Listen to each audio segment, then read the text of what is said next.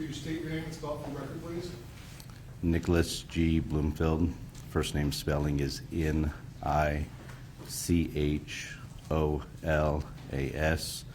Middle initial is G.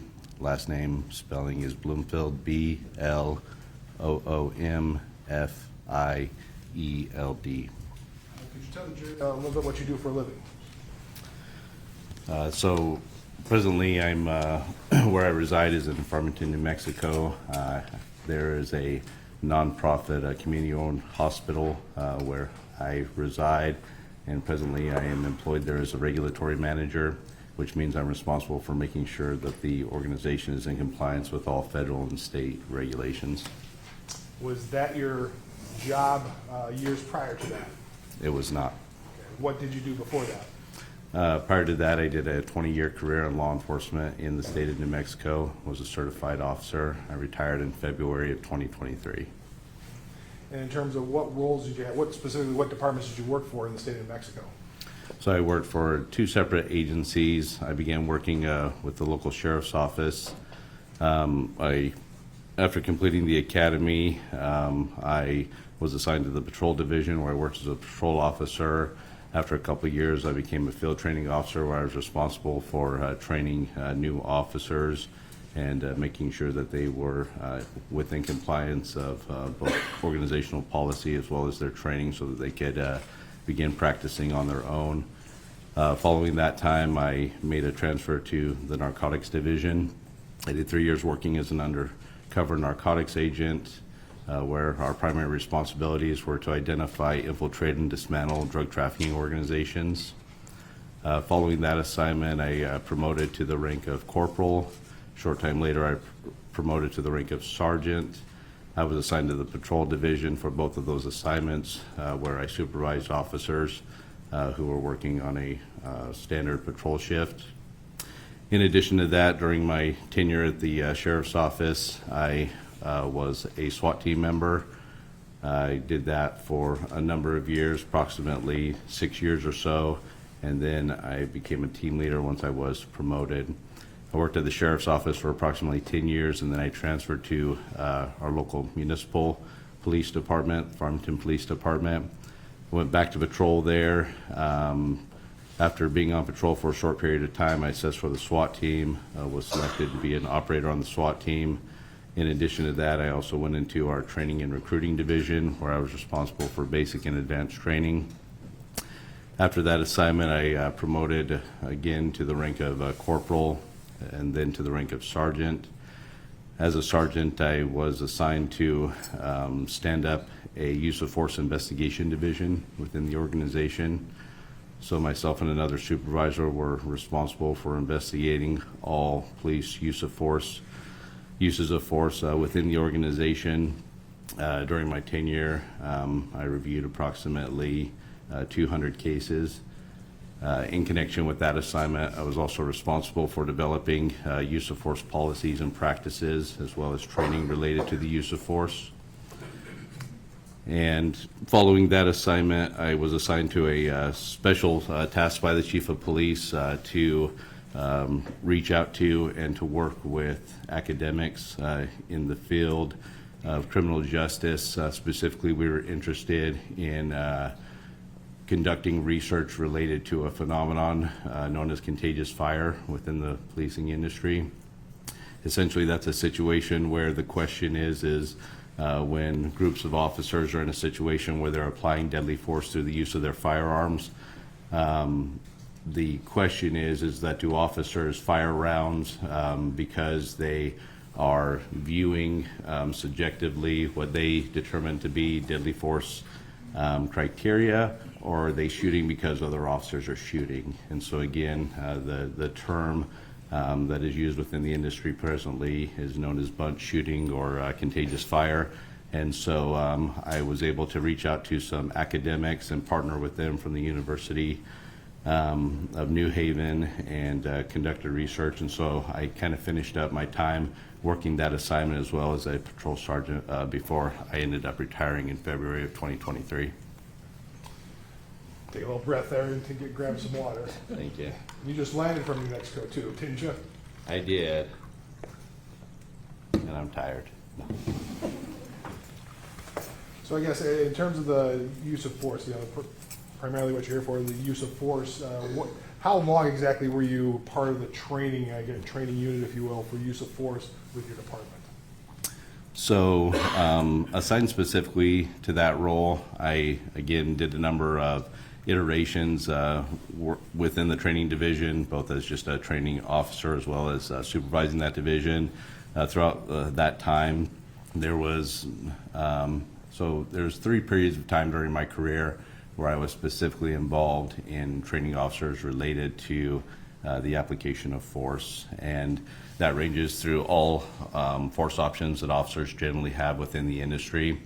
Officers have a variety of force options which are available, and so they exist on a spectrum ranging from low-level applications of force all the way up to what we term deadly force. And so you have essentially empty hand techniques at a lower level of force, which is essentially things to overcome low levels of resistance that an individual may be demonstrating, like resisting being placed into handcuffs, resisting an officer's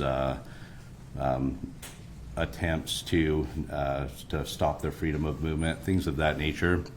And in addition, going forward from that, there's another type of empty hands, which is kind of classified as like a hard hands, which would be like hard strikes.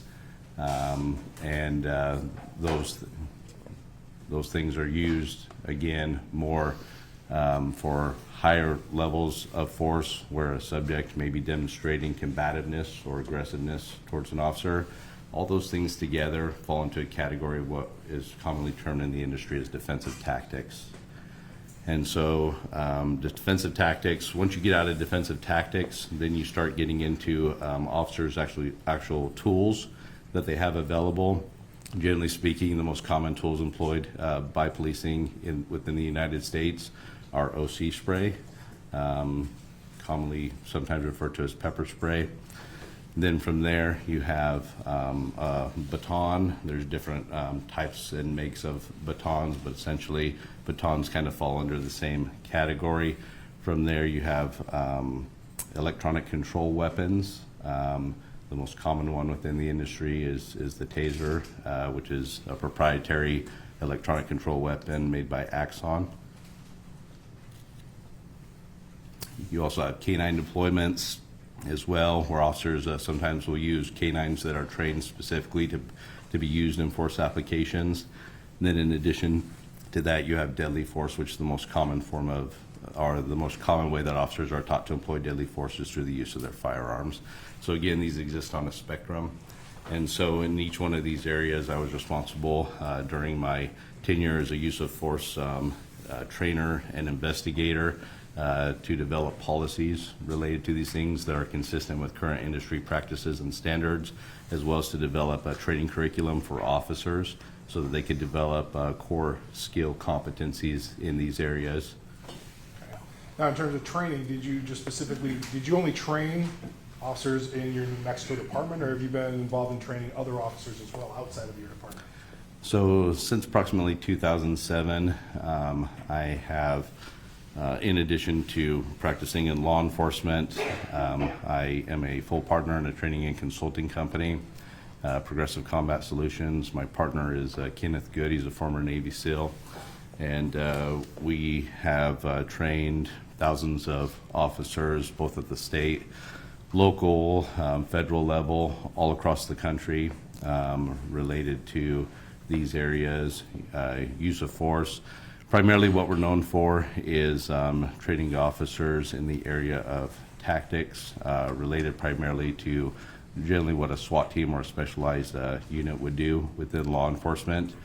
In addition to that, I've been retained by other agencies to assist them in use of force policy development, as well as teaching administrators how to review force applications within their agencies to make a determination of whether or not the actions of their officers were consistent or inconsistent with their organizational policies. And so my work has, again, taken me beyond just my local police agency that I work for. Okay. And now in terms of when you talk about doing the different trainings, can you give an idea how many times, I mean, with your department, outside of that, how many different trainings have you done for various officers across the country? Ballpark. I don't know if I could even ballpark it. Numerous, like I said, since 2007. I know thousands of officers. I would say less than 50, somewhere between 30 to 50 agencies. And again, when we conduct trainings on my specific CV, you won't see that many trainings outlined, but at these trainings, they're typically regional. So we'll have officers that will come from, up to a dozen different agencies that will send participants there. Okay. Just in terms of, you talked also about doing use of force, like 200 use of force reviews. Were those use of force reviews simply for your department, or are those other use of force reviews? The 200 use of force reviews that I conducted were for the department, approximately 200. Outside of that, since 2020, I began having attorneys and police organizations reach out to me and ask me to review cases involving police officer force applications. To date, I've been involved in I've been retained in, I believe it's somewhere around 24 cases that I've testified in all across the country. And so, again, these are outside or beyond just my work that I did. So, just so I understand, because the 200 were just within your department originally, and then there's 24 on top of that? Yes, 24 where I was actually retained as an expert witness. Gotcha. In terms of the 200, when you're looking at your department, what were you looking at for specifically that was part of your job? What were you looking for in those instances? So when you're conducting force reviews, I think it's important to understand that there's different types of reviews that are being conducted. When you are looking at an agency, you're essentially conducting a review to determine whether or not the officer's actions were consistent or inconsistent with organizational policy. And so that was my primary focus while conducting reviews for the Farmington Police Department. That's also what I trained other agencies to do as well. Beyond that, when you start getting beyond that, again, there's different standards that you could review a case. In my work as an expert witness, that review is essentially to determine whether or not the actions of an officer were consistent or inconsistent with generally accepted police practices. Okay. And could you go into that? We've heard a little bit, but what are your definition of generally accepted police practices? How would you define that, and where does it come from? So if you look across the country, there's approximately 18,000 police agencies within the United States, nearly 1 million officers. And so within the industry, there are generally accepted practices where essentially anywhere that you go in the country, you will see similar practices in the way that officers are taught to apply force, as well as the training that officers go through. One of the most common examples I could probably give you would be something like a traffic stop. It doesn't matter where you go in the country. If you see an officer conducting a traffic stop, the techniques, the tactics that officers employ are essentially going to be similar anywhere you go in the country. The way that this information gets disseminated across the country traditionally within the United States, this was done through just sharing trade knowledge. And so officers would essentially, through experience, begin to share trade knowledge with one another. Eventually you had more legitimate trade publications that would come along within the industry that would share essentially this type of information. From there, you started to have expert bodies that began to opine on generally accepted police practices. For example, the most well-known and prolific entity within the United States is the International Association of the Chiefs of Police. They're over 100 years old. They're well respected within the industry, not just nationally, but internationally as well. They provide things such as model policies, as well as a number of recommendations related to training and standards that law enforcement agencies can adopt and utilize to make sure that they're operating, again, in compliance with generally accepted police practices. From there, you have other entities, including the Department of Justice. So the Department of Justice has an enforcement arm where they essentially are able to investigate police organizations where there have been complaints of essentially patterns and practices of unconstitutional policing conduct. And so the DOJ can go into these agencies, essentially conduct an investigation. If they determine that there are deficiencies by that agency, that again, they're not meeting generally accepted police practice, that would legitimize them as conducting constitutional policing, they will essentially sue them and can place them under consent decree. They always keep this stuff very transparent. You can go online and you can look up any of the consent decrees that agencies have been placed under. Where I did my law enforcement career in the state of New Mexico, Albuquerque Police Department was placed under consent decree in 2012. The interesting thing about the Albuquerque Police Department consent decree was, unlike other consent decrees in the past, this was the first time that the DOJ heavily cited use of force issues in policing, and essentially what they held Albuquerque PD accountable to was a signal to the whole industry that those standards are essentially what the DOJ considers the industry standard for constitutional policing as it relates to the use of force. Okay. Now, I guess in terms of, does that, because you retired, you said you retired, and you were retired for a few years, and now you're doing compliance things with a hospital or a nonprofit hospital. Mm-hmm. Do you keep up to date then? Is that how you keep up to date, is right where you do consent decrees, or are there other ways you keep up to date in the use of force area since you kind of retired from the police officer as a police officer? So I continue to stay up to date. I'm presently still practicing in law enforcement. There's a small agency within the area where I reside. It's named after me. It's the Bloomfield Police Department. It's not, but they didn't name it after you joined it. No. But I am a reserve officer. And so through that, I still continue to practice. I volunteer my time and assist agencies, but also through doing work like this. I keep up to date again with the generally accepted practices through continuous review of trade publications. Like I said, there are trade publications that are used heavily in the industry. One example is Police One. They've been prevalent in the industry for many years. And again, that's a place where a lot of trade knowledge is shared. In addition to that, I continue to follow IACP as well as my colleagues that are also expert witnesses. We have essentially a large group communication where anytime there's new research or things that is coming out involving police standards or police use of force, we typically start a dialogue and see if that information impacts the way that we do this work. So, and this time I move for his admission as an expert in generally accepted police practices and use of force tactics. An expert in generally accepted police practices, Ryan? Maybe just police practices. I probably kind of got in my head. Police practices and defensive use of tactics. I'm sorry. First you said use of force and police practices, but you meant. Sorry?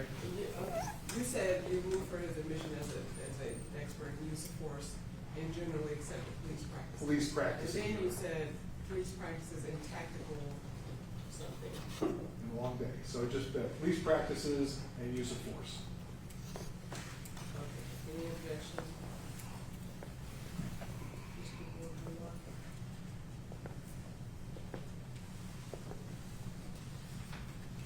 Limited to that, Your Honor.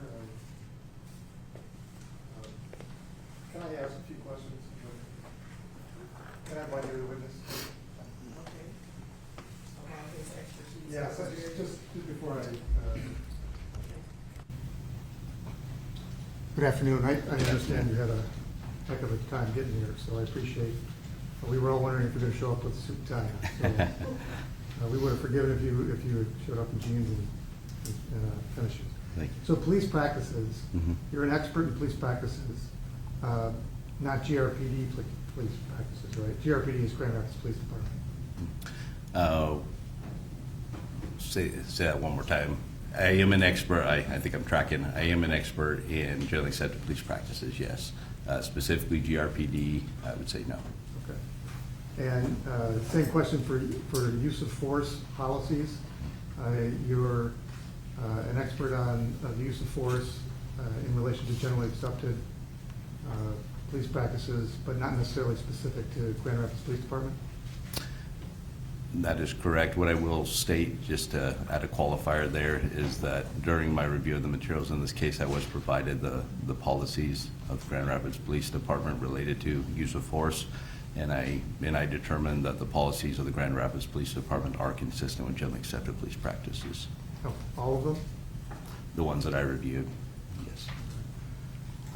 So you didn't review every single policy? I can't recall right offhand every single policy I reviewed, but the ones that were provided to me. Okay. All right, Your Honor, with that caveat, you may proceed, we don't object. All right, then he shall be considered an expert in those fields of use of force and police practices.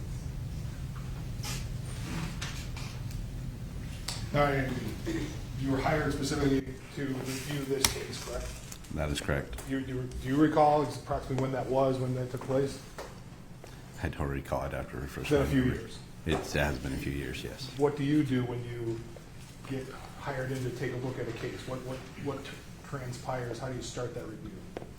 So generally speaking, all these cases involve some type of preliminary discussion where I'm essentially provided a brief synopsis of the case. There may be a discussion as far as where I provide my CV and what type of expertise I can offer. If an entity decides to retain me through a formal retainer, at that point I'm provided materials. Materials varies based upon the organization. I've had some cases, and again, sometimes this is just due to the nature of the incident itself. Some incidents simply consist of just reports by officers of witnesses, or there's no video, there's no additional information. Others, there's extensive multimedia in the form of video, audio recordings, things that can assist in the review. So it varies from case to case. But essentially, I rely on whichever entity is retaining me to provide me with the materials. I take those materials and I conduct an extensive review. My purpose in the review is to try to essentially determine what the facts are within the case. Once I have the facts laid out, I typically go back and to those who have retained me and essentially just go through to make sure that my understanding of the facts is consistent with their understanding of the facts so that we're all on the same page. And then from there, I'll begin to formulate opinions based upon the actions of either a solo officer, or sometimes these incidents involve multiple officers. And as I work through these opinions, what I'm doing is I'm comparing again the actions of the officers to generally accepted police practice. And what I'm basically stating is whether or not the actions of the officers are consistent or inconsistent with generally accepted practice. Now, you talked about some of the things you reviewed for this case. Some of the things that you did review would be the videos. And that is correct. What videos do you recall that you specifically reviewed? There was a couple of videos. There was a video that was captured by the officers in-car camera. There was body-worn camera footage that was also captured by the officer's body-worn camera. And then there was cell phone footage that was captured by a bystander. Okay. I'm going to go to maybe start after we switch it to our side. Try exhibit 2, please. Exhibit 2.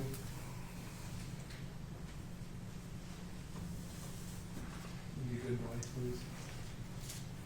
There should be a laser pointer right up there if you're right.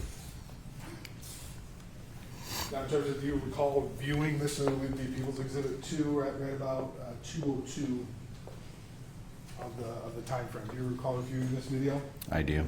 This would be the in-car video? It appears to be the in-car video, yes. Now, in terms of use of force, you talked about some uses of force. I'm going to play this for you a little bit.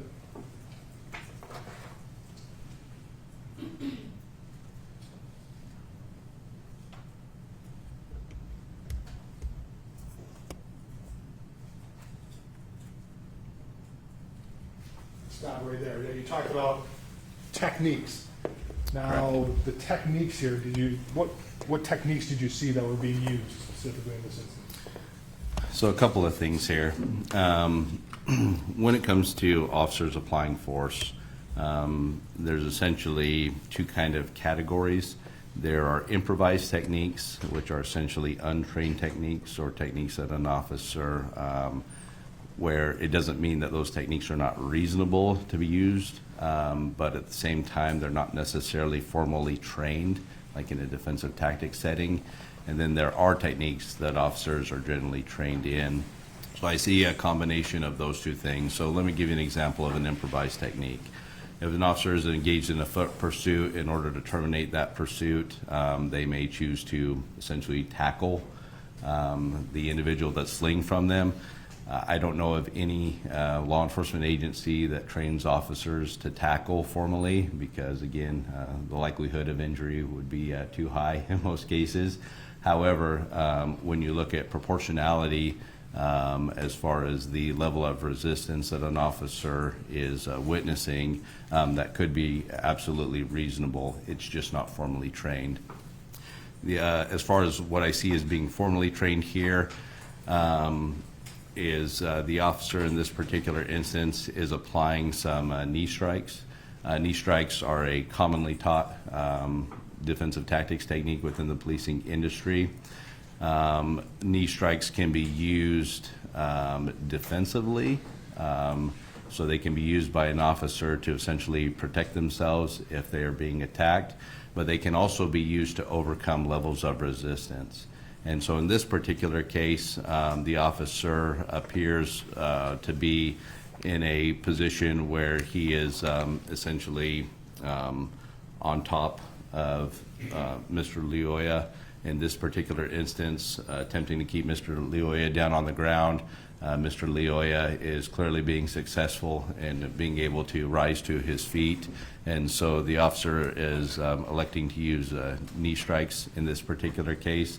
It's difficult to see where those knee strikes are being applied. Generally, in order to overcome a level of resistance, knee strikes are generally taught to be used by officers to target essentially the lower extremities, like the thighs and those areas. Again, because it's not being used necessarily in self-defense in an instance similar to this one, it's being used to overcome that resistance. And so I see the application of a couple of knee strikes here, which appears to be targeted to the lower extremities. And so that would be typical. There's nothing untoward about it. There's nothing wrong with that. That would be a typical thing that you would teach as a use of force. Yes, based upon this video and based upon, again, the way that officers are taught this technique and how to deploy it, I would say that an officer in this situation, that this application of force would be reasonable and consistent with generally accepted police practice. Maybe focus on a little bit more.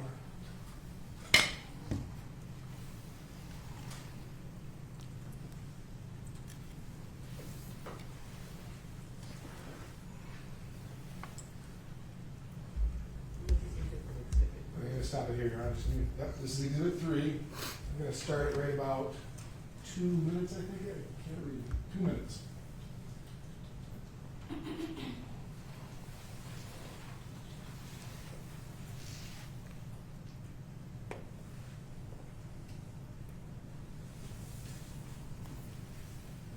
Now here is a little bit more focus on the hands. You can see the hands. Can you describe for the jury what they're seeing here? So in this instance, the video appears to show that, again, Mr. Loyola is down on the ground. He's attempting to get to his feet. The officer is on top, attempting to control him. So it's common within the industry that officers are taught defensive tactics related specifically to working with individuals on the ground who are demonstrating resistance. Again, you have two different areas on the spectrum. One is to overcome resistance. The other may be defensive. So recently, within the last, since I've been in law enforcement over the last 20 years, grappling, jiu-jitsu, those techniques have been heavily adopted within the policing industry all across the United States. The comprehensiveness of an officer's training in that area may vary, but at the same time, officers are taught grounded techniques of how to control subjects who are resisting, as well as how to actually defend themselves if they find themselves under attack, well grounded. Here in this particular instance, everything that you see in terms of hands being placed to attempt to keep Mr. Loyola on the ground, I would classify this as essentially, again, just techniques that officers are generally taught. A little bit of improvisation also appears to be occurring here, but the positioning and everything that the officer is attempting to do, again, I would state that an officer in this instance, that all of these applications of force in an attempt to keep Mr. Loyola on the ground would be reasonable and consistent with generally accepted practice. Now, I'm gonna move along a little bit. At some point in time, there's a taser introduced. Is that a fair statement? Yes.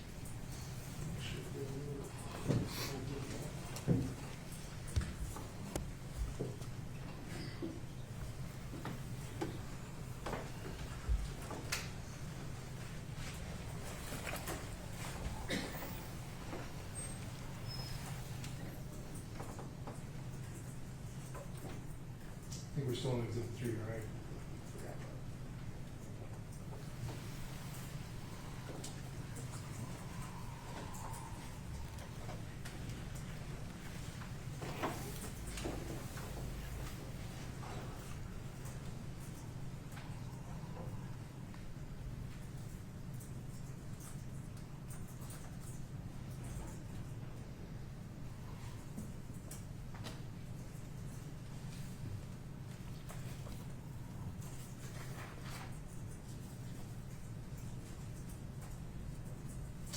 Okay, there's a taser introduced. Could you give the jury a little bit in general, in training and generalized general police practices? When do you introduce a weapon? When is there any criteria? Can you give a jury an idea of what goes through that? So, as I briefly talked about during my initial questioning, officer use of force exists on a spectrum, and so officers have many force options that are available to them to overcome resistance. I need to talk just a little bit and lay a little bit of a foundation in terms of how an application of force, what essentially allows an officer to make a decision from going from a lower level of force to a higher level of force. So the first thing is proportionality. And proportionality, we primarily first want to talk about levels of resistance or aggression that may be exhibited by an individual. So when an officer has essentially a valid legal reason to detain an individual, whether that is to detain them to investigate a crime or to detain them, essentially taking them into formal custody, if an individual resists the officer's actions, the degree of resistance that they exhibit is what opens up the options related to an officer's use of force selections.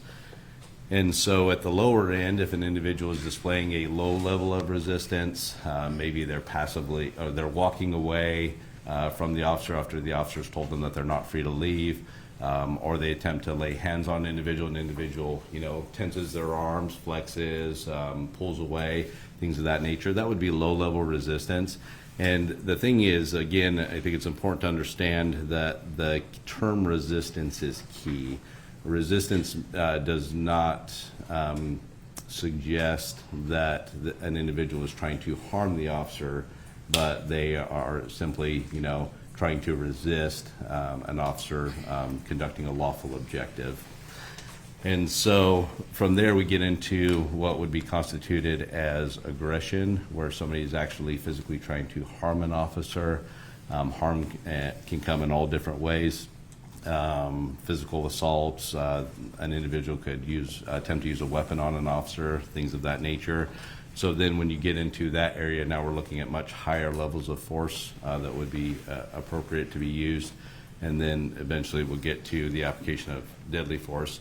In this particular instance, so when electronic control weapons, and this is a Taser 7, this is the same model of Taser that I carried towards the end of my career. The Taser, when it initially arrived and became prolific, it was in the early 2000s roughly, and it became more and more common within the policing industry. The Taser has a couple of different options available with it. So first and foremost is the proprietary nature of the Taser that Axon developed was the Taser was capable of achieving what is known as neuromuscular incapacitation, or NMI. Essentially, NMI, if you've ever seen somebody actually be tased with a Taser, it manifests that NMI has been achieved by watching somebody essentially lock up, where essentially they've lost motor control for the period of time when they are under a cycle of the Taser. And again, this is going to get a little detailed, but it's important I have to again lay this foundation so we can understand when the Taser would be appropriate to be used and where it kind of lies as a force option. Objection, Your Honor. This is all about expertise in tasers, and I don't believe you've been qualified as an expert in tasers. It's not about tasers, it's about what you just said, when the tasers are appropriate as a use of force option. So he's trying to talk about when a taser can be introduced. He's not talking about the specific instances of a taser, it's just when it should be introduced in the spectrum of what an officer has. Okay, so I'll overrule the objection because I do believe he's testifying about it in the use of force context. You may answer that question. So yeah, just going into it in terms of, trying to get into how is it determined appropriate when you have other options, baton, OC spray, Taser. So going back to the Taser, so the Taser is capable of achieving neuromuscular incapacitation, or NMI. In addition to that, it also has the ability to not create NMI, but essentially operate off of the principle of pain compliance in what is commonly referred to as drive-stun mode. So if you essentially remove the cartridge or the multi-cartridge from a Taser, this particular model of Taser has multiple cartridges. There are essentially probes that are on the end of the Taser where essentially you can contact somebody with that, pull the trigger of the Taser, and it'll cycle. This is not achieving neuromuscular incapacitation. This is just achieving pain sensation, and so it's known as pain compliance. OC spray also operates off of the principle of pain compliance. And so when an officer applies OC spray, it's essentially you're relying on how susceptible the individual is to that burning sensation in terms of how effective it's going to be. So you may have individuals that are sprayed with OC spray where it's highly effective. You may have individuals where it's as if nothing happened. And so just wanted to clarify that those are kind of the two different ways that this tool can be used. There's kind of a third one, which I won't get into.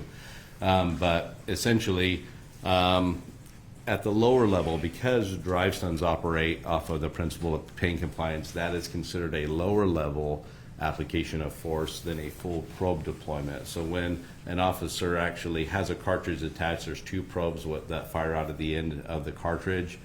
Those probes, if there is a successful spread in those probes, that's the highest likelihood that NMI may be achieved.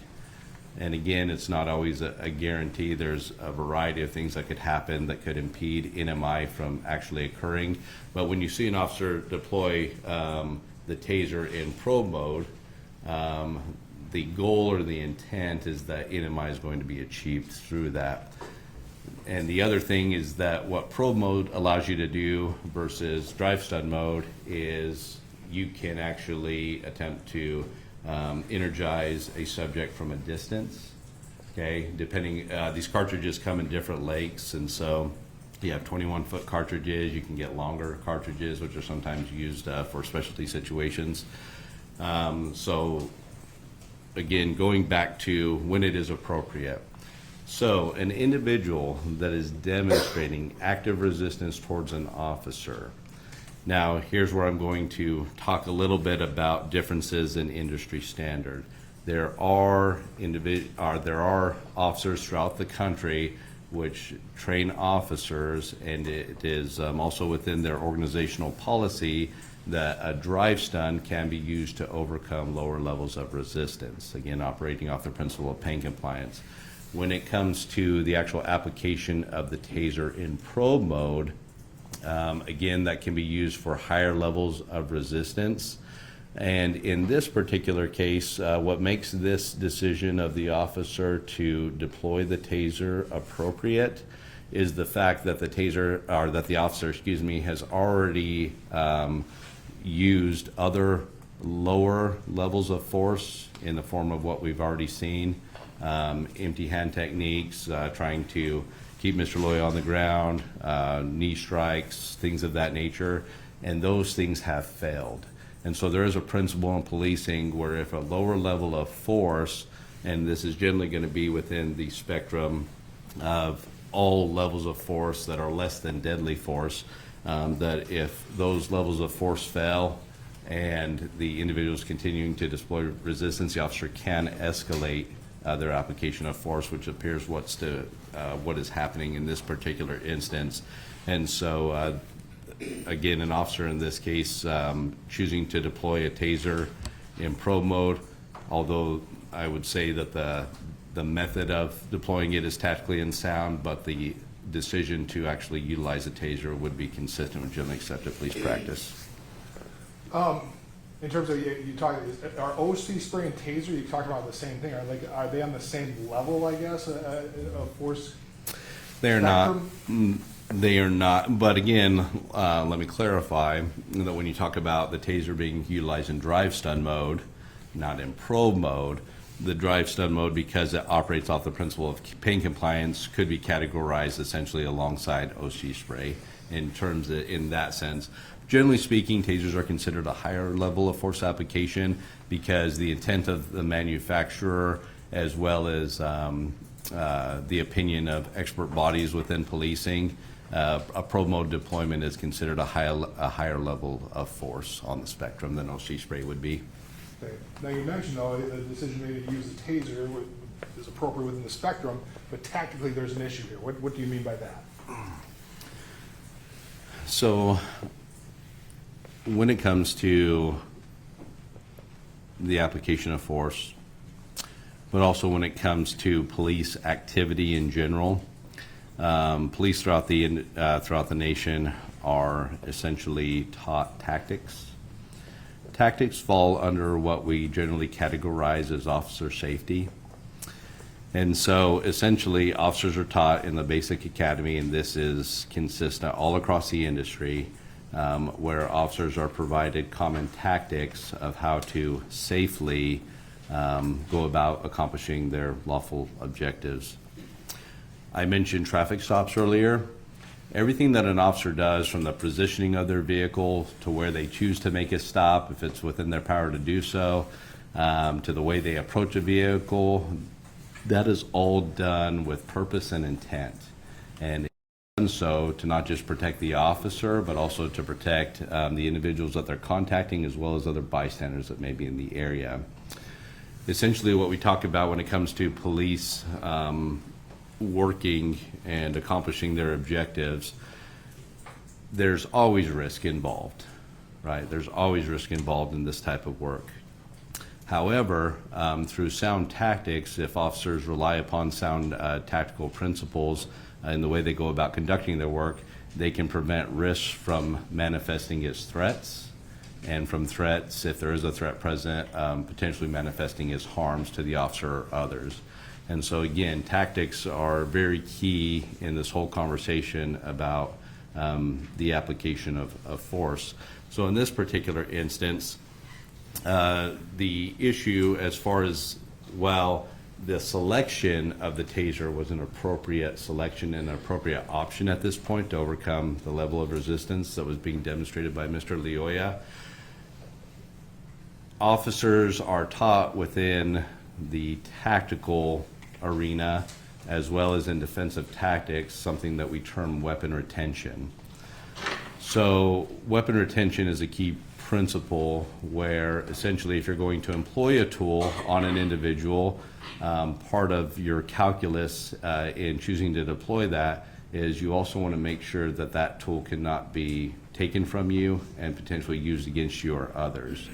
This is really prevalent when it comes to police firearms. There are many case studies out there where officers have been killed with their own firearms, have been successfully disarmed. This also applies to every other force option that an officer has at their disposal: OC spray, baton, taser, etc. And so officers are taught techniques and tactics to essentially retain and keep their weapons.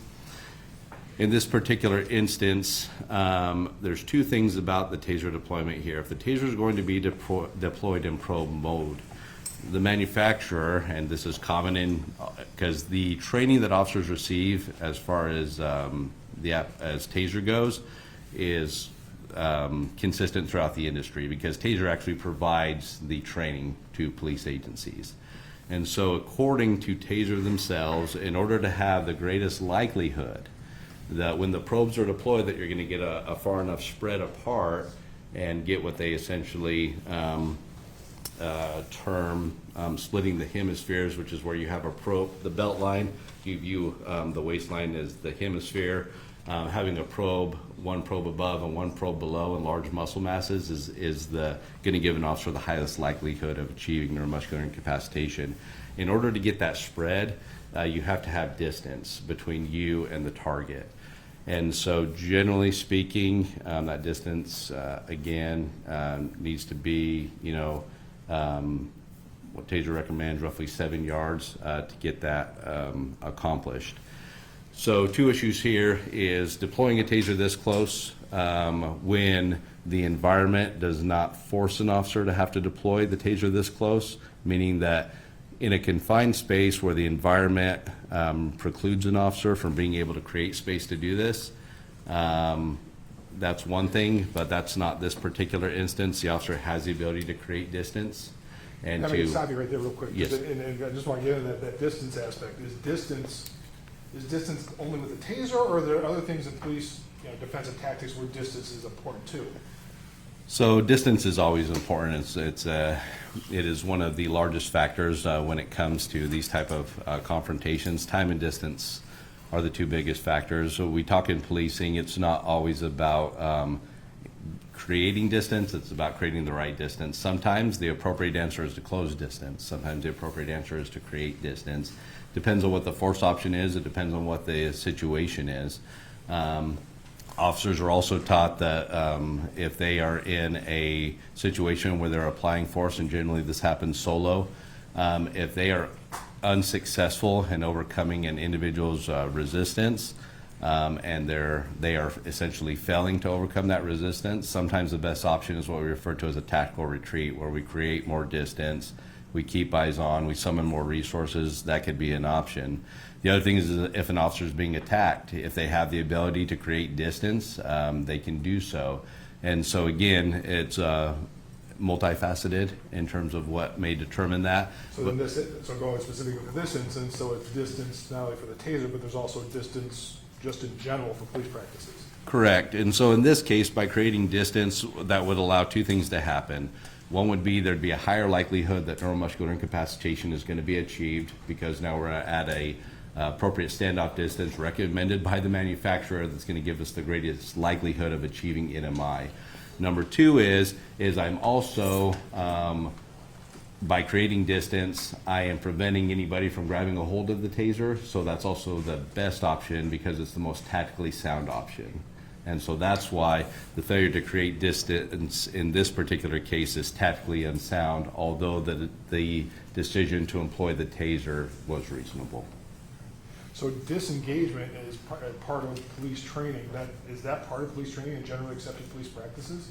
Yes, it is. It's not a matter of you being a coward or running away or, No. What we find, statistically speaking, again, is when an officer essentially is in a situation, and again, it depends on the circumstances, right? So let me qualify this by making the statement that the highest priority that American law enforcement has is the protection of life. That is the highest priority. So if you have a situation such as an active shooter, an active killing event, officers are taught to close the distance immediately with haste to essentially locate pressure and stop the action of the shooter or whatever it is that's preventing imminent threat of harm to life being lost. That just doesn't fall on the part, that just doesn't mean officers, that also means bystanders. In addition to that, officers are also concerned about preserving the life of the individuals that are resisting them, that they're attempting to take into custody, or that are involved in some type of law enforcement action. And so what we find is that, again, because we have enough data points within the industry and enough experience within the industry, we know that sometimes a tactical retreat is actually the safest option for the officer. It's also the safest option for the suspect. It's also the safest option for bystanders. And again, sometimes you get into a situation where, you know, for lack of a better term, you may be in over your head where you don't have the resources to safely do this alone. Foot pursuits are a big example. It used to be in the industry that you know, foot pursuits were very commonplace. Officers would take off solo, and we had a lot of instances of officers being seriously injured or killed, as well as suspects. Now, the generally accepted practice, and again, this has been recommended by all kinds of expert bodies, it's very common within the industry. The officers need to make a good tactical decision as far as when to pursue and engage in a foot pursuit, particularly solo. That would depend on the nature and severity of the crime. Sometimes it's just not worth it for low-level crimes to initiate in a pursuit, especially where officers may be placed in greater jeopardy by initiating in that pursuit. Officers are taught as another option to essentially keep eyes on, continue to follow from a distance, but to summon other resources and essentially close in and wait till other resources arrive. And again, what we find in those cases is a reason why that direction has changed in the industry is because we find that officers, suspects, and bystanders are safer as a result of that type of disciplined decision making.